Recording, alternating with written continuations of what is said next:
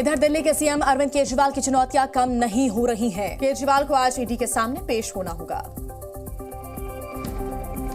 ED ने दिल्ली के मुख्यमंत्री अरविंद केजरीवाल को शराब नीति घोटाले में आज पूछताछ के लिए बुलाया है। केजरीवाल को ईडी का ये छठा समन है।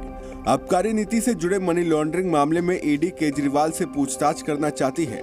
ईडी के जारी समन को आम आदमी पार्टी राजनीति से प्रेरित बता चुकी है। आम आदमी पार्टी के मुताबिक ये सारी प्रक्रिया अरविंद केजरीवाल को गिरफ्तार करने के लिए की जा रही है। ईडी केजरीवाल को पूछताछ के बहाने बुलाकर गिरफ्तार करना चाहती है। वहीं अरविंद केजरीवाल ने ईडी के बहाने बीजेपी पर तंज कसा है। उन्होंने कहा कि अगर ईडी को रोक दिया जाए और पीएमएलए की धारा 45 को समाप्त कर दिया जाए तो आधी बीजेपी खाली हो जाएगी। अगर आज ईडी को बंद कर दें और पीएमएलए को खत्म कर दें तो शायद आधी बीजेपी छोड़ के दूर चली जाएगी, आधे नेता बीजेपी छोड़ के जाएगी। इससे पहले 17 फरवरी को केजरीवाल राउज एवेन्यू कोर्ट में वीडियो कॉन्फ्रेंसिंग के जरिए पेश हुए थे। सुनवाई के दौरान ईडी ने कोर्ट से मांग की थी कि केजरीवाल को कोर्ट में फिजिकली हाजिर होने का आदेश दिया जाए।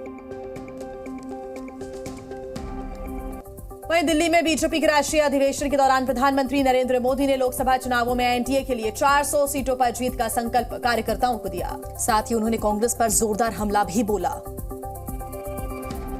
लोकसभा चुनाव के ऐलान से पहले दिल्ली के भारत मंडपम में बीजेपी के राष्ट्रीय अधिवेशन का आयोजन हुआ। इस अधिवेशन में प्रधानमंत्री नरेंद्र मोदी ने लोकसभा चुनाव में जीत का मंत्र दिया। साथ ही पीएम मोदी ने अब की बार 400 से ज्यादा सीटें जीतने का भरोसा भी जताया। एनडीए को 400 पार कराने के लिए भाजपा को 370 का माइलस्टोन पार करना ही होगा।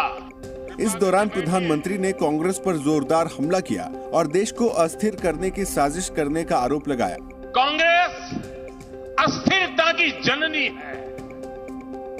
कांग्रेस परिवारवाद की जननी है। कांग्रेस भ्रष्टाचार की जननी है।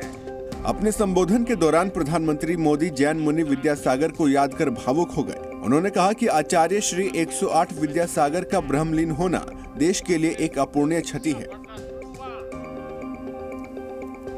तो वहीं बीजेपी के राष्ट्रीय अधिवेशन में गृह मंत्री अमित शाह कांग्रेस पर जमकर बरसे। उन्होंने दावा किया कि देश में समग्र विकास पीएम नरेंद्र मोदी के नेतृत्व में 10 वर्षों में हुआ।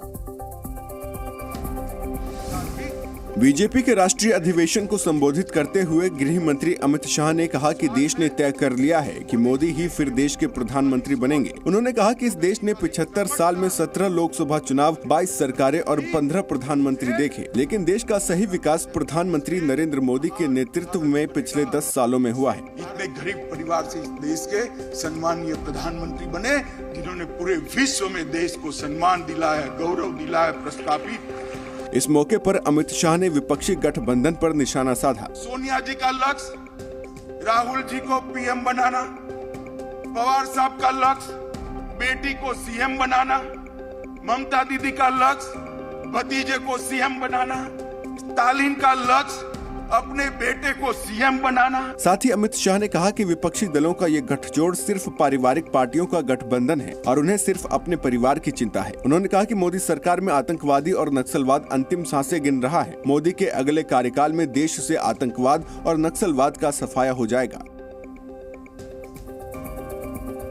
तो वहीं देखिए, बीजेपी ने लोकसभा चुनावों को लेकर अपनी कमर कस ली है। दिल्ली में 2 दिन तक चले राष्ट्रीय अधिवेशन में बीजेपी ने थीम सॉन्ग जारी किया, जिसका टाइटल है नए भारत की यही पुकार, फिर एक बार मोदी सरकार।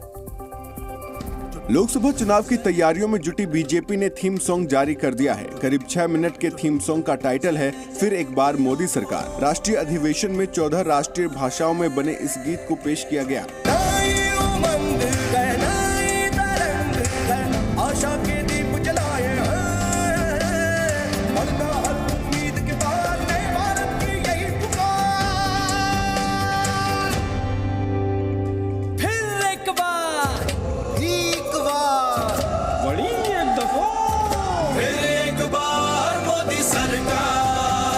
अधिवेशन में शामिल बीजेपी नेताओं ने दावा किया कि प्रधानमंत्री की कही बातों को वो जन जन तक पहुंचाएंगे। भारतीय जनता पार्टी को 370 पार, तो ये जो टारगेट है उसके लिए हम सब लगेंगे और प्रधानमंत्री जी का नमस्कार और प्रणाम सारी दुनिया तक लेकर जाएंगे। भारतीय जनता पार्टी ने जनवरी में भी अपना एक थीम सॉन्ग लॉन्च किया था। 25 जनवरी 2024 को लॉन्च किए गए इस थीम सॉन्ग के बोल थे, सपने नहीं हकीकत बुनते हैं, तभी तो सब मोदी को चुनते हैं।